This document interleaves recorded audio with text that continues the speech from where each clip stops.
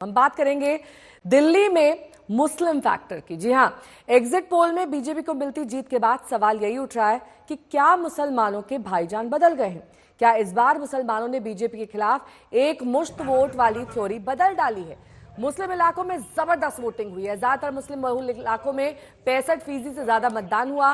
फिर अगर exit vote में आपको झटका मिलता दिख रहा है तो सवाल यही उठा है कि क्या मुसलमानों के वोट इस बार बढ़ गए? आप उसकी जानकारी दें, जो भी जानकारी मिलेगी, इस बार मुस्लिम वोट के 3 दावेदार रहे। आप, कांग्रेस और AIMIM। सभी दलों ने जोर लगाया। कांग्रेस और AIMIM ने तो केजरीवाल पर ही निशाना साधा। जिस व्यक्ति ने कहा था कि मैं दिल्ली को साफ करूंगा, भ्रष्टाचार मिटाऊंगा, यमुना में स्नान करूंगा, यमुना का पानी पीऊंगा, उसी व्यक्ति ने आप सबके सामने शराब का सबसे बड़ा स्कैम, सबसे बड़ा भ्रष्टाचार किया। केजरीवाल और मोदी ऐलान कर रहे हैं, मैं 2100 दे दूंगा, मैं 1100 दे दूंगा। ना 15 लाख आए 11 साल से, ना ये फ्री में वो बोलता है, कुछ फ्री में नहीं आता। तो क्या बीजेपी के खिलाफ विपक्ष के एकजुट न होने के कारण मुस्लिम वोटर उलझ गया? अगर एग्जिट पोल को ही नतीजा माने तो इस थ्योरी पर मुहर लगती है।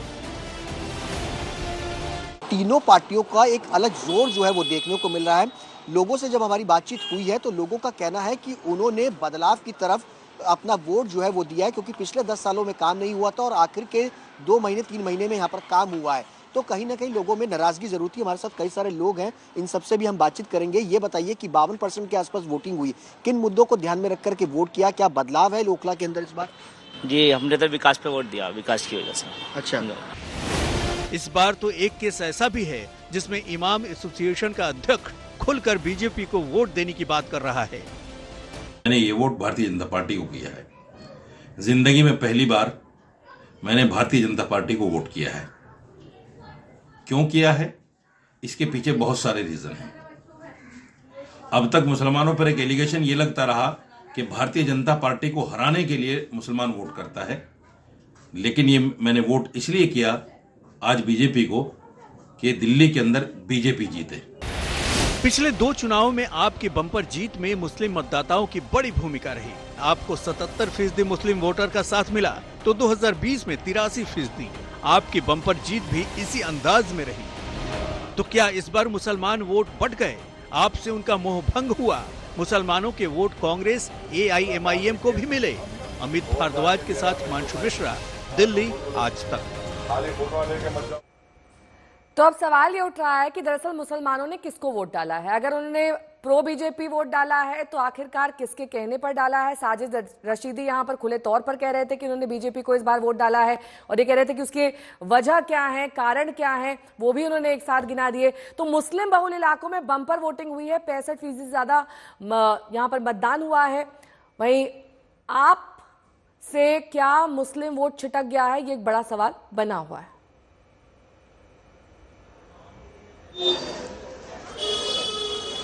हिमांशु मिश्रा मेरे सहयोगी जुड़ गए हैं सीलमपुर से इस वक्त तमाम जानकारी के साथ, और इसके अलावा ओखला से सुशांत मेहरा हमारे साथ है। सबसे पहले हिमांशु, आपका रुख करते हुए, कई सारे फैक्टर्स हैं यहाँ पर। अगर 60% से ज्यादा मतदान मुस्लिम बहुल इलाकों में हुआ है तो उसकी एक बड़ी वजह यह भी हो सकती है कि सभी ने एक मुश्त तरीके से एक ही पार्टी को वोट किया, भले वो बीजेपी के फेवर में हो या फिर एंटी बीजेपी हो।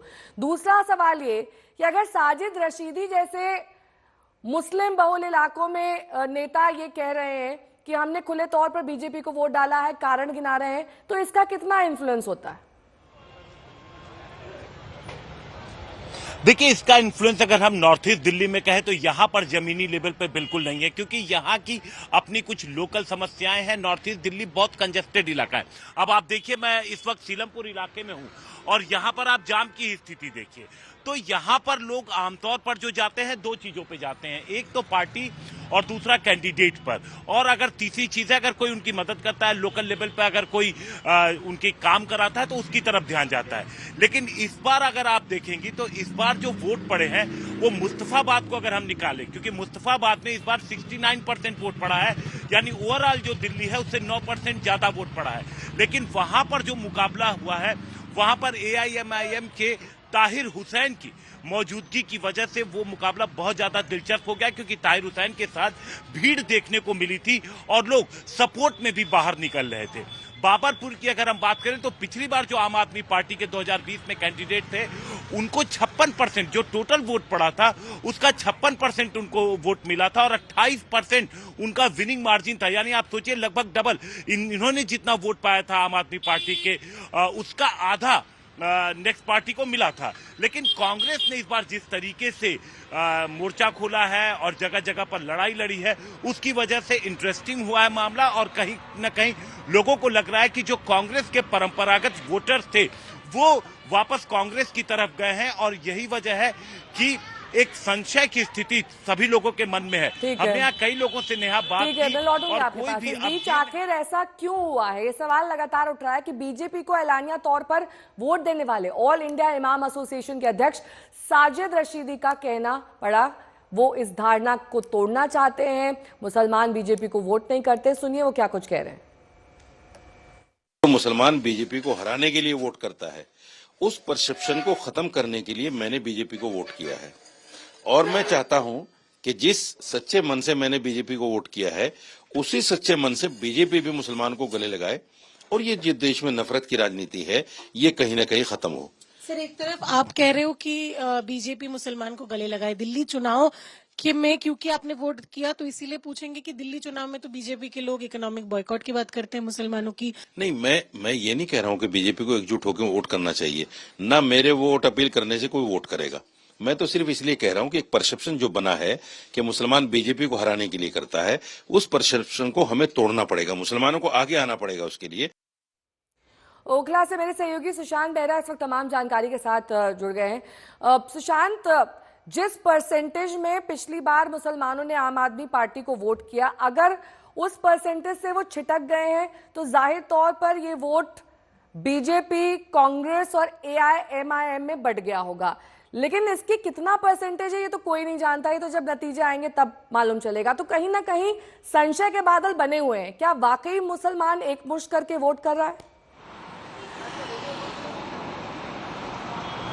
देखिए, इसमें कोई दोहराई नहीं है कि मुसलमानों ने बढ़ चढ़ करके वोटिंग करी है, लेकिन इसमें यह भी देखना है कि ओखला में जब हमारी लोगों से बातचीत हुई तो उन्होंने बताया है कि इस बार उन्होंने बदलाव की ओर वोट जो है वो दिया है। इसमें AIMIM की यानी ओवैसी के जो उम्मीदवार हैं उनको भी वोट पड़ा है, कांग्रेस के उम्मीदवार को भी पड़ा है, और कांग्रेस के साथ साथ आम आदमी पार्टी के भी उम्मीदवार को वोट पड़ा है। खास तौर पर यह बात है, इनमें कई मुस्लिम जो लोग थे उनका ये भी कहना है कि हम पिछले लंबे वक्त से लगातार बीजेपी की राजनीति जो है वो देख रहे हैं। ओखला के अंदर कांग्रेस का राज हुआ, उसके बाद आम आदमी पार्टी का राज हुआ, तो एक बार कुछ मुस्लिम समाज के जो लोग हैं उनका ये भी कहना है कि उन्होंने बीजेपी की तरफ भी जो है वोट दिया है। हालांकि उसकी परसेंटेज बहुत ज़्यादा कम है, लेकिन अगर मुस्लिम वोट बढ़ता है 3 अलग अलग पार्टीज के अंदर तो निश्चित तौर पर उसका फायदा बीजेपी को जो है वो होगा। खास तौर पर दिल्ली में नेहा में अगर बात करूं तो 2 विधानसभाएं हैं, जिसमें एक तो मुस्तफाबाद और एक ओखला, जहां पर AIMIM के उम्मीदवार को उतारा गया, लेकिन बाकी दिल्ली के अंदर अगर बात की जाए, चाहे वो बाबरपुर हो, सीलमपुर हो, इन विधानसभाओं के अंदर आम आदमी पार्टी को अच्छा खासा वोट जो है वो मिला है। वहाँ पर कांग्रेस का वोट परसेंटेज काफ़ी कम जो है वो नजर आया मुसलमानों के बीच में, लेकिन ज़्यादातर झाड़ू आम आदमी पार्टी के साथ जो है वो जाते हुए नजर आए। लोगों का साफ तौर पे कहना था कि उनके इलाके में आम आदमी पार्टी ने अच्छा काम किया है, या फिर उनके पास बीजेपी को हराने के लिए और दूसरा ऑप्शन नहीं है, इसलिए वो आम आदमी पार्टी के साथ जाना चाहते हैं। ये परसेप्शन जो है सिर्फ 2 विधानसभाओं के अंदर नजर आया, जहाँ पर मुस्लिम वोट जो है वो बटा हुआ दिखा। ठीक है, और मुसलमानों के वोट किधर जा रहे हैं, इसको लेकर अलग अलग पार्टी अपनी अपनी प्रतिक्रिया दे रही है, सुनिए। नहीं तो इसमें क्या, कुछ मुस्लिम तो पहले भी वोट करते भाई। शाहनवाज क्या थे, मुसलमान ही थे, वो भी तो थे बीजेपी में। अपने क्या नाम है, अटल जी के समय नकवी साहब भी मंत्री थे, शाहनवाज। तो ऐसा नहीं है कि मुसलमान बिल्कुल ही नहीं है बीजेपी के पास, बट 1-2-3% का ये मतलब नहीं है कि पूरा समाज, ये पूरी एक कम्युनिटी जो है किसी के साथ रहे, थोड़ा बहुत सब में रहता है भाई। बहुत से ऐसे लोग हैं जिसकी मेजॉरिटी कम्युनिटी किसी को वोट देती है, उसमें से लोग औरों को देते हैं। जैसे एक समय में माना जाता था कि मुलायम सिंह जी के समय उनकी कम्युनिटी के लोग सारे सपा को वोट देते थे, ऐसा नहीं था, उसमें बहुत से लोग कांग्रेस को भी देते थे। तो एक आध दो तो होते ही हैं। भारतीय जनता पार्टी की सरकार किसी के लिए भी काम नहीं करती है। जो कुंभ में लोग मारे गए, जिनकी लाशें तक नहीं मिल रही, वो सब तो सनातनी थे। जो गुजरात के मोरबी के पुल पे 350 लोग मारे गए, वो हिंदू थे। जब 3 ट्रेनें टकराती हैं और सैकड़ों लोग मारे जाते हैं, वो सभी हिंदू होते हैं। तो ये सरकार ना मुसलमानों के लिए है, ना हिंदुओं के लिए है, ना किसी और धर्म और जाति के लिए है। ये लोग सिर्फ और सिर्फ बड़े बड़े उद्योगपतियों के लिए सरकार चलाते हैं। सुशांत मेहरा जुड़े हुए हैं लगातार तमाम जानकारी के साथ। सुशांत, ओखला का डायनेमिक्स क्या कहता है? वहां पर किस हिसाब से वोट पड़े हैं, क्या कह रहे हैं लोग? देखिए नेहा, ओखला के अंदर खास तौर पे अगर बात की जाए, मैं ओखला में मेरी मौजूदगी और यहाँ पर जमकर वोटिंग जो है वो हुई, लेकिन यहाँ पर लोगों का रुझान आम आदमी पार्टी से थोड़ा सा खिसक करके जो AIM के जो उम्मीदवार है उनकी तरफ जाता हुआ ज़्यादातर दिखा। उन्होंने कहा कि वो पिछले लंबे वक्त से CA NRC के मामले के अंदर जेल में बंद है और अगर उनके वोट से अगर वो बाहर आ सकते तो उनको वोट जो है वो देना चाहिए। हालांकि पिछले लंबे वक्त से लोगों का ये भी कहना है कि यहाँ पर जो कैंडिडेट हैं आम आदमी पार्टी की तरफ से, उनकी तरफ से काम जो है वो नहीं किए गए। आखिरी मौके पर आकर के उन्होंने लास्ट के 2 महीने जो है वो काम किया, लेकिन कई सारी सड़कें जो है वो टूटी हुई हैं, सीवर जाम है, काम नहीं हुए, जिसके कारण उनमें नाराजगी भी जो है वो साफ तौर पर दिखी। मैं आपको बता दूं कि ओखला के अंदर 4 वार्ड्स आते हैं। बाटला हाउस, जाकिर नगर ये वार्ड्स है और उसके अलावा सरिता विहार, मदनपुर खादर भी वार्ड है, जो कि काफी लंबे वक्त से अगर कहा जाए तो बहुत शुक्रिया सुशांत इस तमाम जानकारी के लिए आपका। तो क्या केजरीवाल के हिंदू कार्ड का साइड इफेक्ट मुसलमानों पर पड़ा है? केजरीवाल ने मंदिर मंदिर के साथ ग्रंथियों को सैलरी का दांव भी चला था, आपको याद होगा, सुनिए। जो योजना का मैं ऐलान करने जा रहा हूं, इस योजना का नाम है पुजारी ग्रंथी सम्मान योजना। इस योजना के तहत मंदिरों में भगवान की पूजा करने वाले लोगों को पूजा करवाने वाले पुजारियों को और गुरुद्वारे में ग्रंथियों को हर महीने सम्मान राशि देने का प्रावधान है। इस योजना के जरिए हम, इसे मैं वेतन या तनख्वाह नहीं कहूंगा, एक तरह से इनका सम्मान करने के लिए इसकी घोषणा कर रहे हैं कि लगभग 18,000 रुपये महीना इनको सम्मान राशि दी जाएगी हमारी सरकार बनने पर। तो अब सवाल ये उठ रहे हैं कि क्या आम आदमी पार्टी की ग्रंथी पुजारी योजना उलट पड़ गई है? ये तो बहरहाल 8 तारीख को ही मालूम चलेगा, लेकिन मतदान हो चुका है, नतीजों का इंतजार 8 तारीख तक करना होगा। ऐसे में मुस्लिम इलाकों में क्या चल रहा है, वहां के लोगों के मन में क्या है, देखिए आज तक की एक ग्राउंड रिपोर्ट।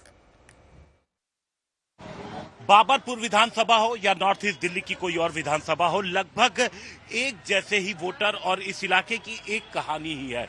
लेकिन इस बार जो मुकाबला पिछली बार, चाहे हम 2015 की बात करें या 20 की बात करें, तो आमतौर पे 2 पार्टियां ही आमने सामने थी, भारतीय जनता पार्टी और आम आदमी पार्टी। लेकिन इस बार कांग्रेस भी जमकर सामने आई है, जमकर लड़ाई लड़ी है और कुछ सीटों पर AIMIM ने, खासतौर से जैसे मुस्तफाबाद की सीट है, वहां पर अपना प्रत्याशी उतार करके मुकाबले को और रोचक बना दिया है। कई सारे लोग हैं जो यहीं के रहने वाले हैं, हम इन लोगों से इनकी लोकल हम जानने की कोशिश करेंगे कि इन्होंने क्या सोचकर वोट दिया, क्या सोच के वोट दिया। इस बार हमने और इस जनता ने सिर्फ यहाँ की स्वास्थ्य के विषय में, शिक्षा के विषय में, जो बच्चे LKG UKG नर्सरी में पढ़ते हैं वो रोड क्रॉस कर नहीं जा सकते, एक भी फुटओवर ब्रिज नहीं है, सिर्फ इसी विषय पर वोट किया है। आपका नाम क्या है? सुहेल नाम है हमारा। सुहेल, आप बताएं कि आपके लिए इस बार जब आप वोट देने गए तो क्या मुद्दे रहे? हमारे लिए ये मुद्दा है, अभी तक यहाँ पे आम आदमी पार्टी ने कोई भी काम नहीं किया, इसी वजह से हमने बीजेपी को वोट करके बीजेपी को जिताने का पाया है। आपने बीजेपी को वोट? हाँ जी, बीजेपी को वोट देकर हमने अनिल भाई को जिताने का मौका पाया। क्या सोच के आपने बीजेपी को वोट दिया? यही सोच है हमारी भी कि यहाँ पर एक स्कूल बनना चाहिए अच्छा सा। क्या नाम है आपका? आसिफ। आसिफ एक बात बताए कि ये पूरे नॉर्थ ईस्ट दिल्ली की अगर हम बात करें तो इस बार सबसे पहले तो बताया कि वोट का पैटर्न क्या रहा और सबसे बड़ा मुद्दा क्या?